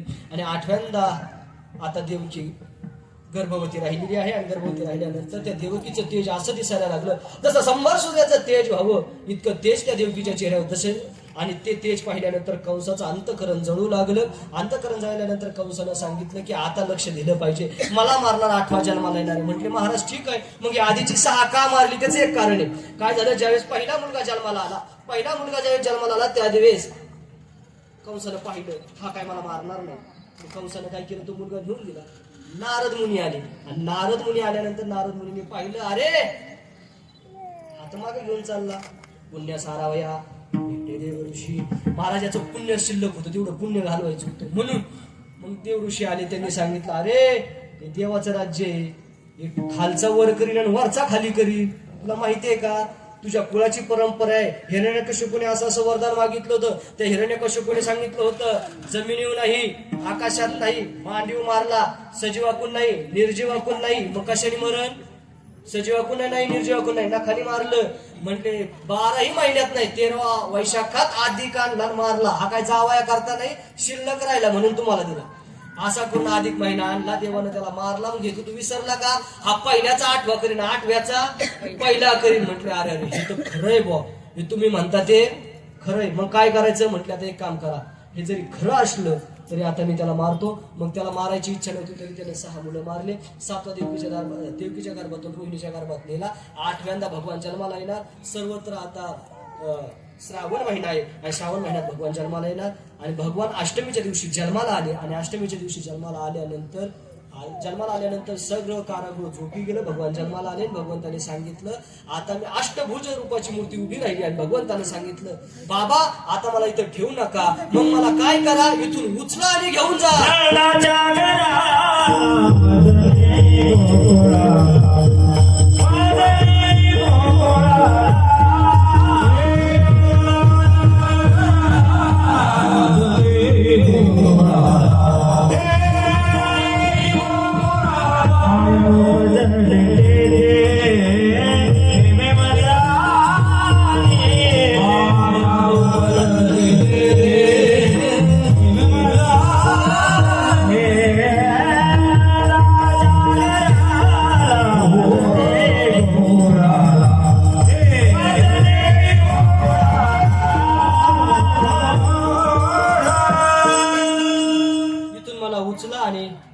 नंद बाबाच्या घराला घेऊन जा. महाराज ठीक आहे, पण आमच्या पायात बेड्या आहेत, हातात बेड्या आहेत. जसं भगवंताने त्या बेड्याकडे पाहिलं,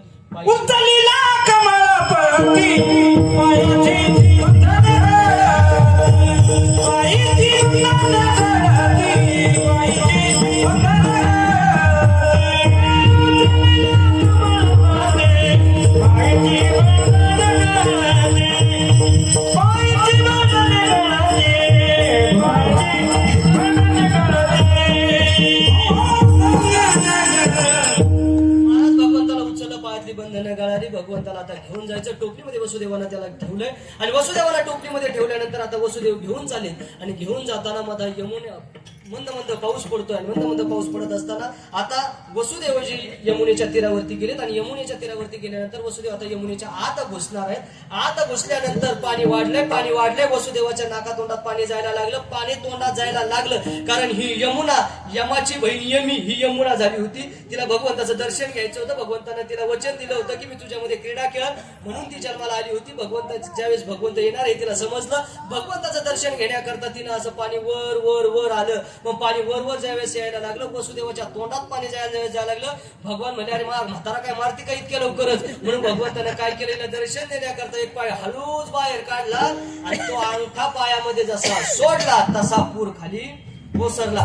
अंगुष्ठ लावल्याबरोबर पूर ओसरल्यानंतर नंद बाबा आता गेले कुठं वसुदेवजी गोकुळात गेल्यानंतर तिथं माया उपजली होती. ती मुलगी उचलल्यानंतर तिथं कृष्ण ते ठेवल्यानंतर आता ते आले कुठं मथुरेत आल्यानंतर जशी माया घेऊन मथुरेत आली बंधनं सुटली होती, सगळे लागली गेली. त्याचं एकच कारण असं आहे, तुम्ही काय एकदा देव डोक्यावर घेतला की संसाराची सगळी बंधनं निघून जातात आणि एकदा का तुम्ही संसारातली सारी माया जवळ केली का आपोआप बंधनं अडकतात. हातल्यातला अर्थ. आणि मग भगवंतही गोकुळात पोहोच झाले.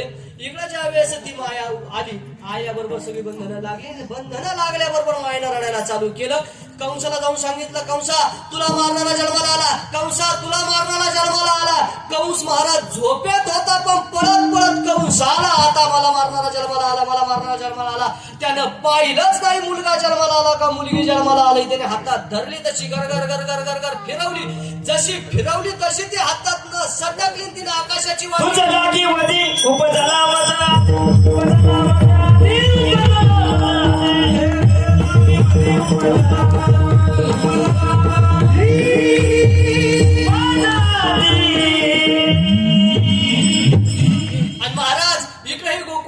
ऐका. त्याने कंसाला सांगितलं, ऐक कंसा, तू ज्याची वाट पाहतो तो माझ्या आधी जन्माला आलाय हे तू विसरू नको. कंसात तो जन्माला येऊन बसलाय. महाराज कंस घाबरला. जसा कंस घाबरला कंस आपल्या राजवाड्यात निघून गेला. इकडेही नंदबाबाच्या घरात नंदाची बहीण सुनंदा सकाळी उठली. सुनंदेनं पाहिलं की भाभीला मुलगा झालाय. जसा भाभीला मुलगा झालाय असं कळालं अख्ख्या गोकुळात आनंद झाला. त्याचं उत्तरेतले सर्वजण भजन म्हणतात.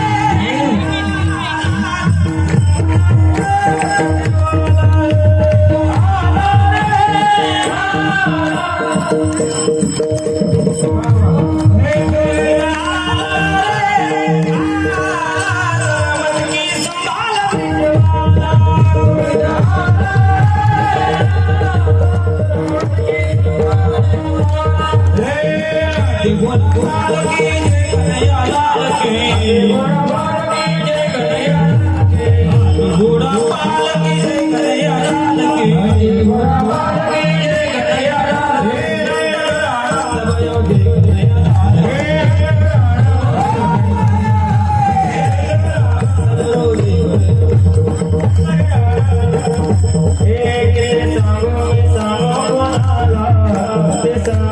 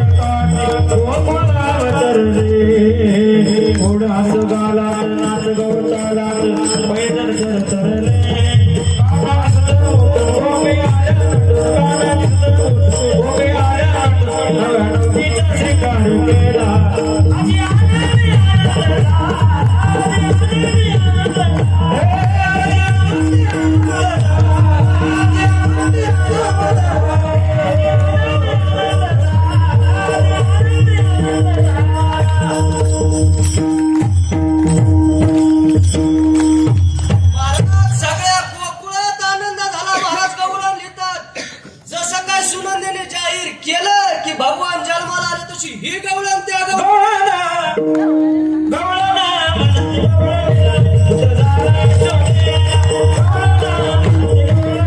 तुझं झालं सोनेरा रामी रामी दुनियाचा दिवाळी हरे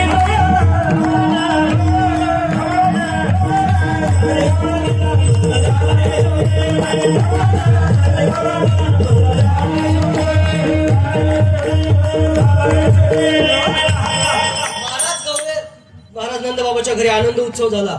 गोकुळीच्या सुखा अंत पार नाही लेखा. बाळकृष्ण नंदा घरी आनंदल्या नर नारी. गुडिया तोरणे करीती कथा गाती गाणी. इतका आनंद सर्व गोकुळात झाला. सगळीकडे गुढ्या उभारल्या गेल्या. कीर्तन सुरू झाली. भगवंताचं नामस्मरण सुरू झालं. महाराज यशोदा मैयाला भरपूर दिवसानं मुलगा झाला होता म्हणून अख्ख्या गोकुळात आनंद झाला. आणि जसा तो गोकुळात आनंद झाला सगळ्यांनी तो आनंद पाहिला. आणि आनंद पाहिल्यानंतर महाराज कंसाचा अंतःकरणात काय होतं? भीती होती की आता मला मारणारा कोणतरी जन्माला आलाय. आता त्याचा घात केलाच पाहिजे, त्याला मारलाच पाहिजे. त्याने मीटिंग ठेवली. काय केली? मीटिंग ठेवली. आणि मीटिंग ठेवली. मीटिंग मध्ये सांगितलं जो कोणी माझ्या शत्रूला मारील त्याला मी बक्षीस देईन. असं जाहीर केलं बक्षीस. ते म्हणले इथं 4,000 रुपये घेतल्याशिवाय आम्ही मतदान करीन. तुझ्या बक्षिसाला कोण खातंय? तू सांगायला का आम्हाला? म्हणजे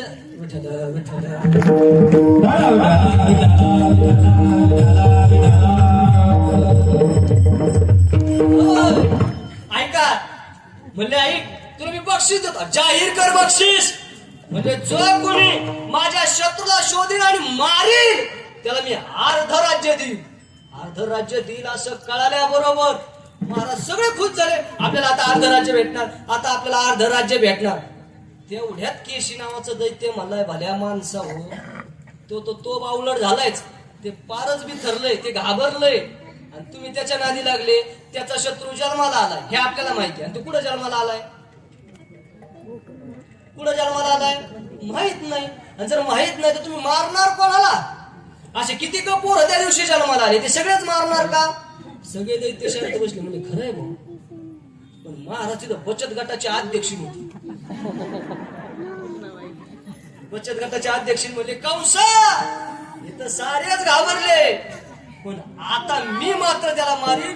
तिनं काळकुट्ट नावाचं विस्तारामध्ये भरलं आणि चांगला शृंगार केला आणि ती निघली. आणि शृंगार करून निघल्यानंतर ती महाराज गोकुळात आली. तिने भरपूर पोरं मारल्यानंतर ती यशोदा मैयाच्या दारात आली. यशोदा मैयाच्या दारात आल्यानंतर तिने कानाला हातात घेतलं. कानाला हातात घेण्याच्या आधी गंमत अशी झाली की ज्यावेळेस तिने यशोदेत सांगितलं यशोदे मी तुझी खूप लांबची बहीण आहे ग. आणि तुझं ज्यावेळेस लग्न तू ज्यावेळेस जन्माला आली त्याच्या दुसऱ्या दिवशीच माझं लग्न झालं. तुझी माझी काही परत गाठ भेटच नाही. आणि आज मला कळलं तुला मुलगा झाला. तो मुलगा पाहण्याकरता मी आले. मला तुझा मुलगा दाखव. यशोदा म्हणजे आता बाहेरची आलेली बाई तिला मुलगा कसा दाखवा? हिला ना कधी बघितलं नाही ना काय. ती म्हणली तुला म्हणपाट नाही का? सख्खी वंशी ते आई बरोबर. मग हे तुला माहित नाही का? म्हणजे ठीक आहे. पण तो झोपलाय ना आत्ताच झोपलाय. तो त्याला उठवू कसं? ती म्हणली उठू नको पण काहीतरी कर ना. पण महाराज भगवंत म्हणला ही आई बी आपली कधी येड्यावणी करते. आई पण कधी येड्यावणी करते. भोनीच्या गिरायकालाच ना नाट लावल्यावर कसं व्हायचं? लगेच भगवंताला आतून रडायला सुरुवात केली. ती म्हटली अगं कशाला खोटं बोलते? ती आत रडतोय. तिने आतून कानाला आणल्यानंतर हातात घेतल्यानंतर तिने मागे ठेवलं. यशोदा काही कारणास्तव घरात गेली. हिनं स्तनाला लावल्यानंतर भगवंतानं स्तनाला तिच्या दूध पिणार तेवढ्यात भगवंतानं डोळे झाकले. तिथं गर्गसंहितेमध्ये भरपूर गोष्टी आल्यात की भगवंतानं डोळे का झाकले. त्याचं कारण भगवंतानं विचार केला जिचं आपल्याला दूध प्यायचंय आपल्या आईच्या बरोबरीला हिचं दूध प्यायचंय. मग जर हिचं दूध प्यायचा अधिकारीला आला कसा हे एकदा पाहिलं पाहिजे का नाही? मग ज्यावेळेस त्याने डोळे झाकल्यानंतर त्याला कळालं की अरे ही दुसरी तिसरी कोणी नाही. बलिराजाच्या यज्ञात गेलो होतो. ही बलिराजाची बहीण. आणि तिने त्यावेळेस सांगितलं होतं इतका सुंदर मुलगा जर माझ्या पोटी जन्माला आला तर मग मी त्याला स्तनपान करीन. तिला पाना फुटला होता. भगवंताने लागूनच आशीर्वाद दिला तुझी इच्छा पूर्ण करीन. आणि ज्या वेळेस तिने बळीला पाताळात घातलं तिनं सांगितलं असा पोरगा जर माझ्या जन्मी पोटी उतराला आला असता तर याला मी मारून टाकला असता. तीही इच्छा पूर्ण केली. तिचं दूधही पाजलं. तिची पुतना अजून भरपूर त्याच्यात प्रकार सांगितले की आता विष प्यायचंय. मग ती भगवान शंकराचा आराधना केली. अशी भरपूर त्याच्यात प्रमाण आलेली आहे. आणि भगवंताने ते विष पिल्यानंतर भगवंताने तिचा प्राण खेचायला सुरुवात केली. तशी ती पूतना ओरडू लागली, मुंच मुंच मुंच. भगवंताने तिला सायुंज नावाची मुक्ती दिली आणि मुक्ती देऊन तिला मुक्त केलं. विठ्ठल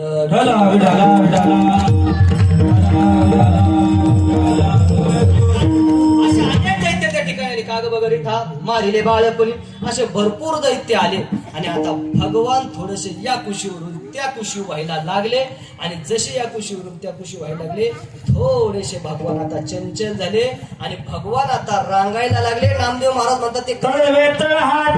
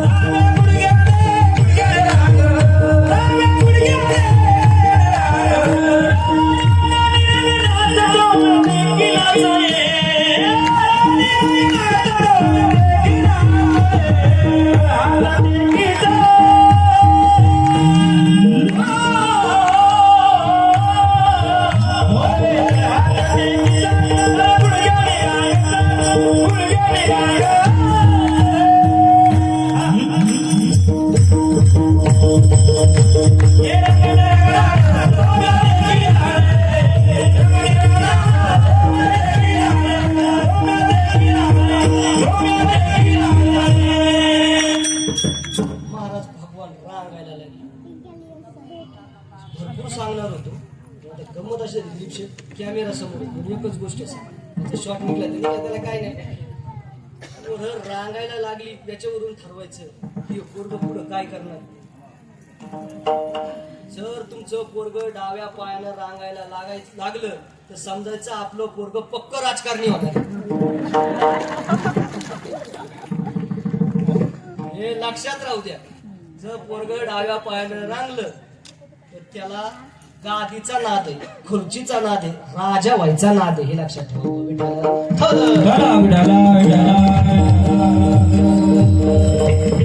मी नाही शास्त्र सांगते.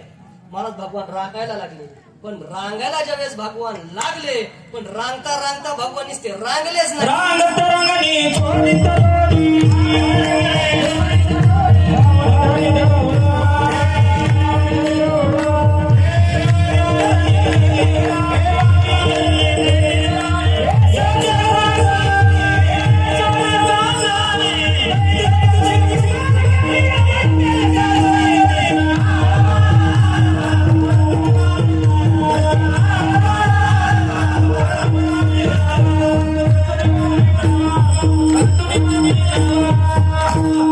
आपली वेळ संपलेली आहे. भगवान रांगायला लागले पण रांगता रांगता भगवान चोरी करायला लागले. भगवान आता यमुनेच्या वाळवंटात जायला लागले. भगवंत यमुनेच्या वाळवंटात गेले. भगवंतानं सांगितलं, आई आज मी वाळवंटात गेलो. भगवान वाळवंटात गेले. वाळवंटात गेल्यानंतर भगवंतानं काय केली, एक मूठ माती घेतली. ती माती खाल्ली. जशी माती खाल्लेली पाहिली तशी बळीराम दादानं घरी जाऊन सांगितलं, मैया कान्हानं माती खाल्ली.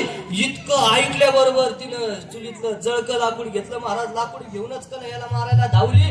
कन्हैयाच्या समोर आली. जशी समोर आली कन्हैयाला मारणार तर कन्हैया म्हणला, आई गाय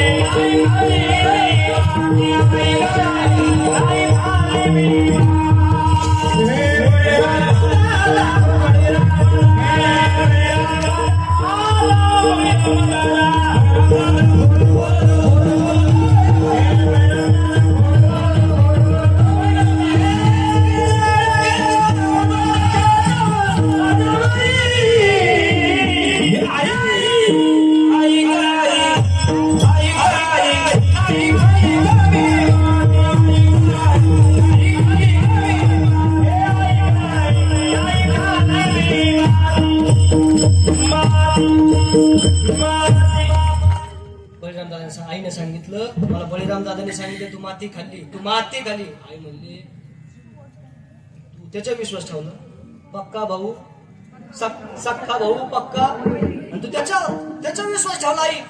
आणि तू बघ बाबा तू. मग आईने सांगितलं तू मला तोंड उघडून दाखव. तिथं ब्रह्मांड दिसले हे सगळ्याला माहिती. आता आपण प्रवास करायचा पटपट पटपट 5-10 मिनिटात आपल्याला सेवा सोडायची. मग भगवंत थोडेसे मोठे झाल्यानंतर भगवंतानं गोपाळ विचारलं, का रे गोपाळा, तुमच्या घरी ताक, दूध, तूप, लोणी सगळ्या गोष्टी आहेत, मग तुम्ही असे कीर्तनकारासारखे असे वाळून कमून गेले, पकवाजासारखे चांगले डप्पूचे डप्पू झाले म्हणजे असं मी नाही बोलतो, कान्हा म्हणला. मी कशाला म्हणू, कान्हा म्हणला. मग ते म्हणले, अरे गा आई, हे तुझं मस्त खरंय, कान्हा खस खरंय, पण आमच्या घरच्यांचं एक काम आहे. काय हे काय करतात, सगळं दूध तूप लोणी घेतात आणि मथुरेला विकायला घेऊन जातात आणि राहिलेलं ताकच आम्हाला प्यायला देतात. मग आमच्या पोटाला कसं लागल. मग कानामध्ये एक काम करा, मग आता आपण चोरी करू. आता ते मोठं प्रकरण ते सांगत आहे, चोरी करू. मग चोरी करायचं ठरलं. गोपाळ सगळे चोरी करायला लागले आणि जसे गोपाळ चोरी करायला लागले त्याच्यात कोणतं साहित्य होतं काय हे महाराज रंगून सांगायचे. आता वेळ संपला, ऐका. मग चोरी करायला लागले. जसे चोरी करायला लागले, गवळणी गाराने घेऊन नंदबाबाच्या घरी म्हणजे मैयाच्या घरी यायला लागले, सांगायला लागले,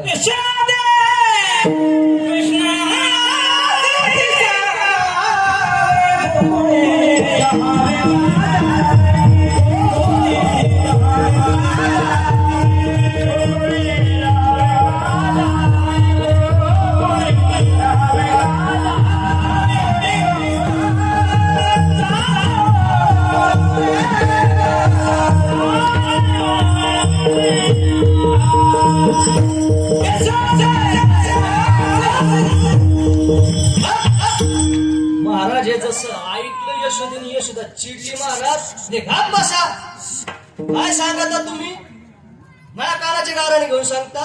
काल तुम्ही त्याची गोटी लपवली, तुम्ही एका घरच्या आहेत का, तुम्ही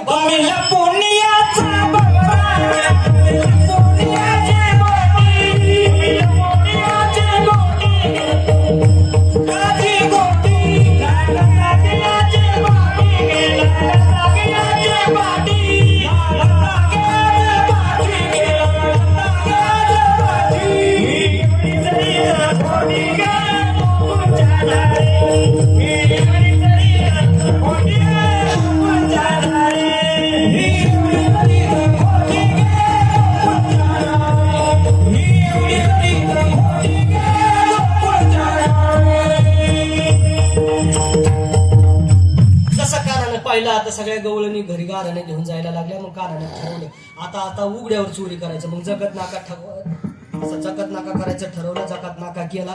गवळणी आल्या का गवळणींचे माठ फोडायचे. महाराज त्याचं खूप वर्णन करतात. सर सर सर सर भरता नको आरुता तुझा संग झाली महाराज त्यांनी ठरवलं आता गाडगे फोडायला चालू केलं. सगळ्या गवळणी गाऱ्यांना सांगितले. यशोदेला राग आला आणि यशोदा समजून सांगायला लागली, बडो घरानो नंद बाबाजी, बडो घरानो नंद बाबाजी, नित्य नवा माखन होया, नित्य नवा माखन होय, माखन की चोरी चोर कन्हैया किती समजावो तो. महाराज मग कानाला समजून सांगायला लागली. पण कान्हा का ऐका ना. मग कानाला सांगितलं, कान्हा आता दुसरा उपाय राहिला नाही. मग आता एक काम कर, तू आता उद्यापासून शाळेत जायचं. उद्या जाई राणा, उद्या जाई राणा, उद्या जाई राणा, उद्या जाई राणा.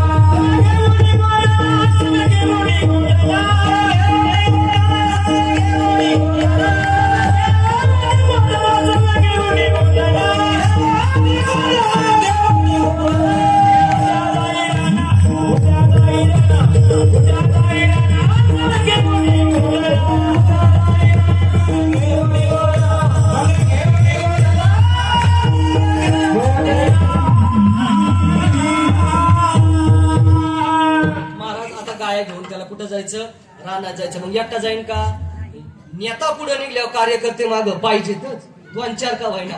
मग सगळ्या गोपाळांना सांगितलं, गोपाळांनो आता मी तर उद्या शाळेत जाणार आहे. मग उद्याच्याला तुम्ही पण सुद्धा सगळ्या गोपाळांनी एकत्र यायचं. कुठं यायचं, तुम्ही गाया घेऊन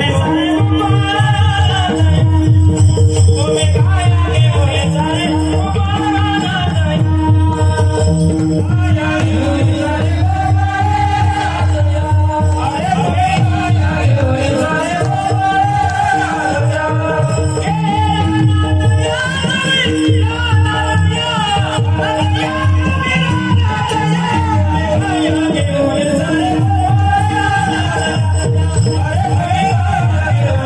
Oh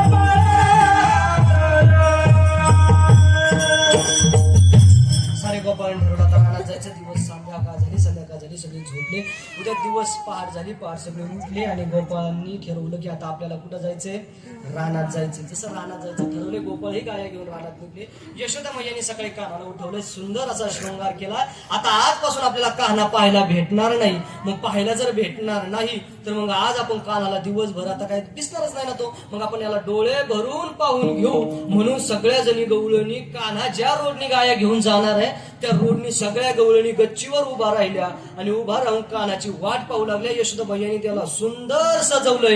कृष्णानं सगळ्या गायाची वासरं सोडली, गाया सोडल्यात. आता गल्लीतून कृष्ण चाललाय आणि चालता चालता एका गवळणीनं पाहिलं की कान्हा आला. कान्हा आला पाहिल्याबरोबर तुम्ही सजनी सजनी आज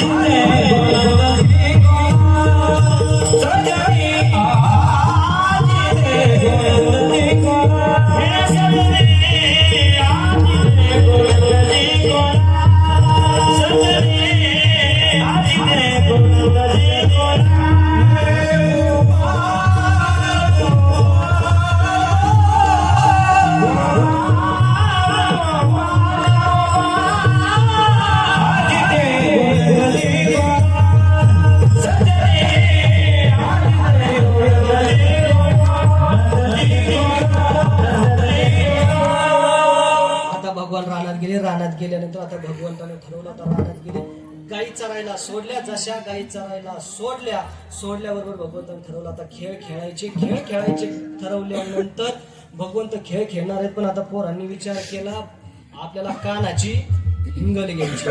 दुसऱ्या दिवशी पर्यंत गाया व्यवस्थित चारल्या, दुसऱ्या दिवशी कान्हाला घेऊन गाया चारणार. तो पोरांनी म्हणलं आता कान्हाची हिंगल घ्यायची, याची मस्करी करायची. मस्करी करायचं ठरवलं तर पोरांनी कान्हा सांगितलं, कान्हा तू तुझ्या गाया बाजू दाखव, तू आजपासून आमच्यात राहू नको. म्हटले का बरं? अरे म्हटले तू काय केलं, माझ्या आईने काल 5 पोळ्या 3 भाकरी दिल्या, कानवला 1 पुरी आणि आम्हाला सगळी शिदोरी बांधून दिली ना, आम्हाला वरच्या गाया वळायला लावल्या. तोपर्यंत आमची सगळी शिदोरी तू खाऊन घेतली. तर लगेच दुसरा म्हणला, अरे हात असाच आहे, असाच आहे. बरं हात असाच आहे पण याचा बाप बी असाच आहे. बरं बोलायला काय जातंय? म्हणलं काल याचा काल मोऱ्या नावाचा बैल चुकला, याच्या घराला सांगायला काल सांगून गेलो, याचा मोऱ्या नावाचा बैल चुकला त्याच्या घरी सांगायला बोला, पाठी लागला याचा म्हातारा बी याच्यासारखाचे. पोरांनी सारी कानाची हिंगल घेतली. कानाने तोंड बारीक केल्यानंतर विनवणी करू लागली. पोरांनी ठरवलं कान्हा तूच आमचा राजा आहे. तशी पोरांनी हाक मारली, गड्यांनो राजा केला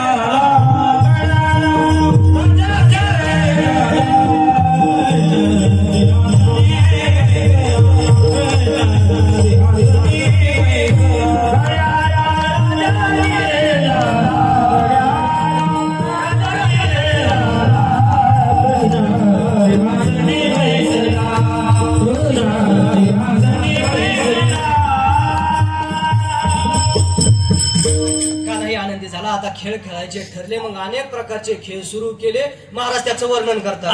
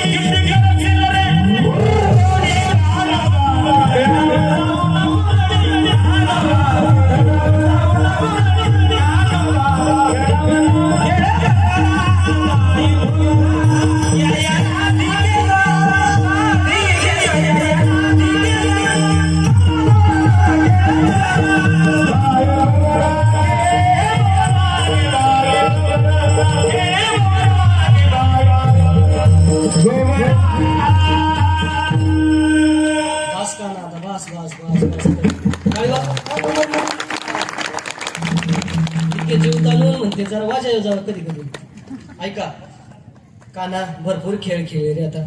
मग आता आम्हाला भूक लागली, पोटी भूक पाठी भार, काय खेळ भूक काय खेळायचे सुख. आता काना, आता काय खेळायचे सुख राहिले नाही. तुम्ही बर्णामतीचं पळवलंय आता 12 वाजल्यापासून आता फार पावणे 1 वाजत आली तरी तुमचं काय चरित्र थांबना. तुम्ही मग जोरात घेतलं, पण आता आमची पण ऐकायची इच्छा राहिली नाही. आता आम्हाला पण भूका लागल्या. मग काना म्हणा ठीक आहे, मग त्याच्या आधी एकदा भजन करा. श्रीकृष्ण गोविंद हरे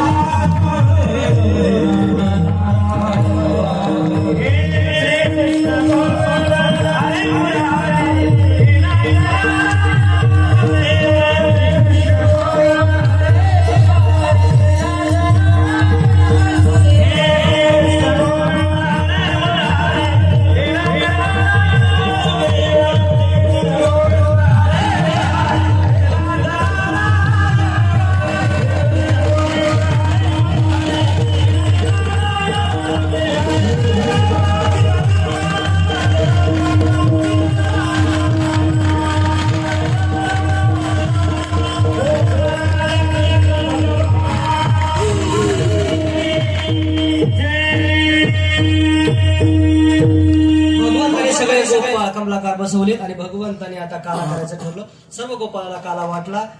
चंद्रभागे आपल्या यमुनेच्या वाळवंटामध्ये सगळे गोपाळ बसवलेले आहेत. तोच काला चंद्रभागेच्या वाळवंटात सर्व साधू संतांनी केला आणि तोच काला आज आपल्याला या ठिकाणी करायचा आहे. भगवंताने सगळ्या गोपाळांना काला वाटलाय. भागवत करण्याचं वर्णन करतायत. सगळ्यांना गोपाळ काला वाटलाय. पुंडलिक श्री ज्ञानदेव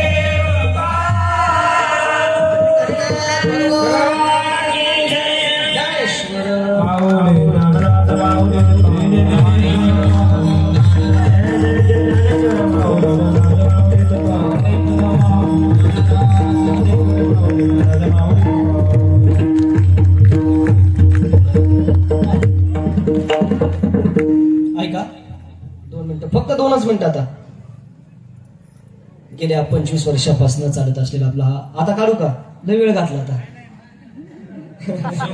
जाईन मला आठवलं जाईल नाही मला उठवून तुमचं काय? पाटलाला 55 किलो हार घातला ते छोट्यानं का म्हणजे आमच्या पंकजने कानात येऊन सांगलं तुझा हार आणलेत मोठे, पुढे तुझं व्हायचंय जायचं, तुझ्या सासऱ्याला दाखव, आमचे मित्र इतका लय आणते हे असे खूप मित्र असते म्हणजे कानात येऊन असे सांगत येते. ऐका ऐका अभंग होईल जय विठ्ठल आणि काल्याची कीर्तनरूपी सेवा समाप्त होईल.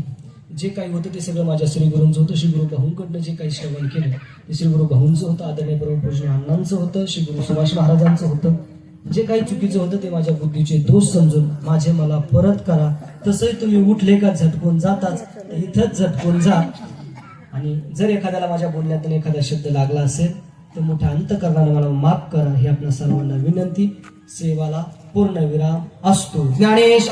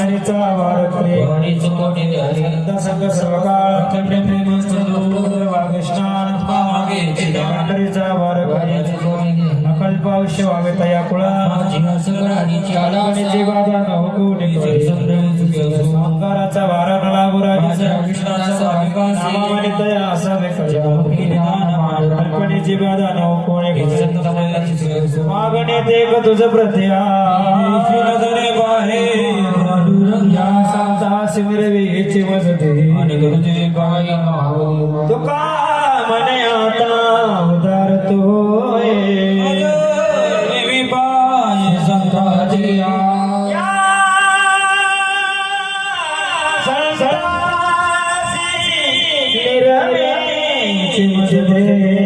आणि काही न मागो दे ज्ञानदेव तुकाराम ज्ञानदेव